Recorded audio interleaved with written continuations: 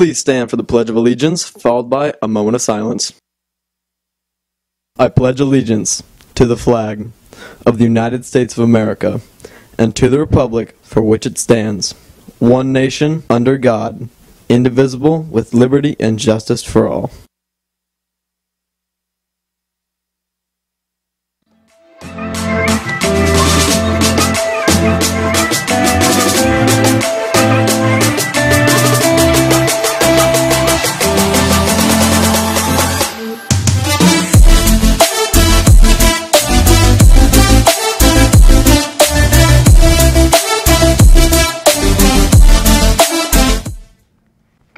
Today is Friday, September 8th. I'm Angela Ely. And I'm Ariel Byres.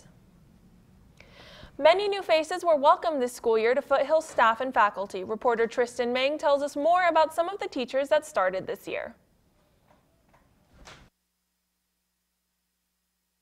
It's no news that we have some new teachers here at Foothill.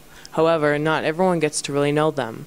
Whether students don't have a class with the teacher or simply don't think to ask, it's always helpful to know who's teaching.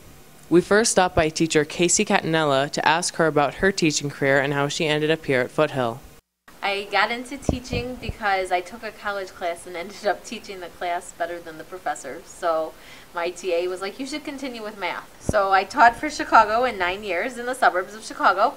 And then I've been at Palo the past 2 years, so Foothill was where I'm at. I like the students a lot. I have some really great classes. The kids and faculty have been really, really welcoming and nice. But Catanella isn't the only new teacher this year. We made a final stop by Dr. Jerry Morris to ask him about his career in teaching and how he got to Foothill. I was in research and development for a long time, and then I took some time off, decided to start teaching about 5 years ago. Before Foothill, I was at Desert Pines the last 4 years. I like the students, I like the administration, so everything's going well. With new teachers comes a new year, and so far, our new teachers seem pretty prepared for a great school year. From Michaela Bryan, I'm Tristan Meng, FST News. Thanks, Tristan. We hope all new teachers are enjoying our wonderful school. Hurricane Harvey. It's devastated many lives. Student Council and student Mateo Monterde are partnering up to collect as much clothes as they can for the victims of Hurricane Harvey. The clothing drive ends today, and you can donate your clothes in the office, the library, and room 720. If you want to donate but don't want to have to take all your clothes to school, Monterde will pick up the clothes for you. For more information on how to contact Monterde, visit www.fstnews.com and search Clothing Drive. Show choir is rocking and rolling today with their Rockathon fundraiser. The Rockathon helps raise money for show choir while letting anyone and everyone pledge money to members of show choir for rocking and rocking chairs. The Rockathon is today in room 407 and is from 3 p.m. to 9 p.m. Starting tomorrow morning at 7 a.m., girls volleyball is selling mattresses in the cafeteria. The mattress fundraiser will last until 5:30 p.m. Last year, Amanda Leak had a segment called Falcon Features, and this year we've decided to revamp it. Falcon Features is a segment where we highlight different programs on campus. On Wednesday, a handful of students at Foothill attended the Student Advisory Committee meeting after school. A hot topic of conversation at the meeting was drug testing. Principal Lisa Burkhead will take the proposal to the board on the 28th, and it's very likely that it'll be approved since Green Valley High School has been doing the same thing since 2008. If the policy is approved, 15 students from activities that travel, like sports and clubs, will randomly be picked and discreetly drug tested once a week. Speech and debate is an activity that could be drug tested, and today we're joined by two members for our segment. Jocelyn Perez is our moderator today. Good morning, Joss. Good morning, guys. Today we're joined by Cameron Boone and Noah Price. Cameron is arguing against drug testing and Noah is arguing for drug testing. We flipped a coin before the show and determined that Noah will start off our debate. While I am the moderator, I won't interject anything but times in 15-second intervals so our debaters know when it's time to wrap it up. After the final debater speaks, you can visit our Twitter at FST News. Yes, right now, during class, and vote on who you think should win. The views expressed in this debate do not represent the views of Foothill Student Television or Foothill High School in any way. Noah, take it away. All right, so I'm advocating for drug testing for the school, and the reason being is it's completely based off integrity. Now, when we're looking at what's actually going on with this drug testing, it's 15 random kids from the entire school population when it's involved in clubs, activities, sports, which most kids are involved in. So basically, the chance of first off even getting chosen for drug testing is slim. But now when you are, it's completely necessary because it's about the competition. It's about saying that you're winning based off of your own self. You're not winning because you're on some drug that's hyping you up. You're not doing other things that are just minimizing what your actual abilities are. It's what's keeping it fair is all about. It's not about whether it's drugs are good or bad, however you want to argue that. It's about your integrity and about making things all about you. So that's why I have to advocate for the drug testing, because it's just going to keep the school more involved in what's actually about the students and keeping their integrity up. All right, Cameron, you also have a minute and your time starts now.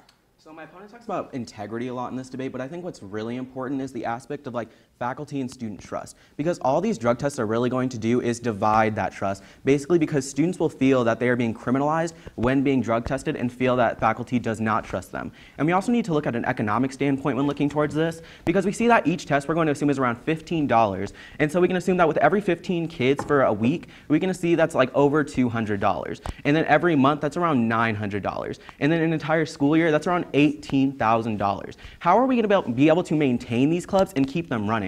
That's something my opponent continues to fail to realize in today's debate, and that's something that needs to be recognized, that we're not going to be able to maintain and continue these clubs. Are you done? Yeah. Make sure to visit our Twitter at FSTNews to vote for who should win. When we come back, sports is here bringing you more than just the game, and we'll announce the winner of our debate. FST News, real time. What's up, Falcons? Zoe High is out on assignment today. Girls did great against Valley last night. JV won 7-0 and varsity won 10-0. Moving on over to boys soccer, they both took on a hard hit with yesterday's game. JV lost 0-1 and varsity lost 2-5. The tennis meet against Coronado was canceled because of the little storm we had yesterday, so they'll play off against Coronado again later this month on the 12th. Monday, moving on over to girls volleyball, it's competing in the Palo Verde Invitation this weekend, so wish your Falcon volleyball players good luck today. Cross country is a meet at 5 tomorrow morning. Wake up bright and early to support your Falcons at Sunset Park. And finally, for anyone interested in baseball for the upcoming 2018 season, there will be an informational meeting for players trying out for varsity and junior varsity. That's all the sports going around the hill. Joss, back to you. That you can follow us on Twitter, Instagram, Snapchat, and like us on Facebook at FST News. I'm getting the results of our debate in right now, and